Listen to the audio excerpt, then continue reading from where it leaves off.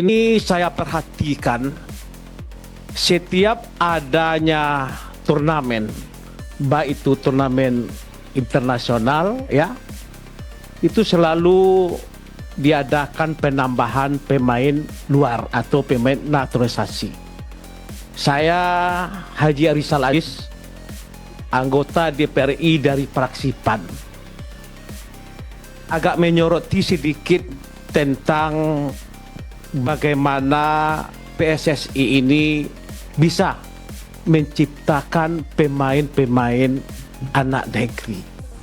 Kalau saya perhatikan, kalau ini terus-menerus kita biarkan, ya, Bapak setiap ada turnamen selalu minta persetujuan dari kami setuju, tetapi kami tidak setuju lagi kalau ini terus-menerus.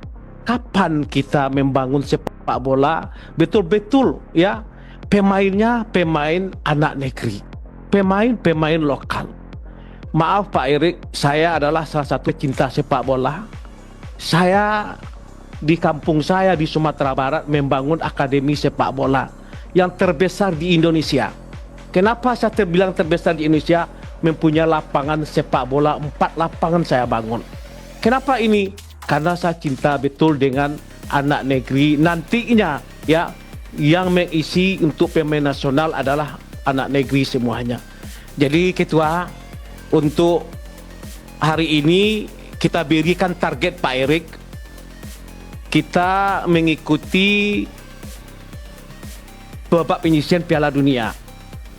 Kalau ini kita gagal, saya menyampaikan di depan forum ini, kita stop aja dulu untuk pemain naturalisasinya. Kenapa? Nggak ada gunanya kalau kita gagal. Ini PR-nya Pak Erik nih ya. Kalau ini kita biarkan terus Pak Erik ya, anak-anak negeri kita nanti, pemain lokal kita nanti malas untuk latihan. Kenapa? Karena prestasinya ya adalah bagaimana dianya nanti menjadi pemain nasional.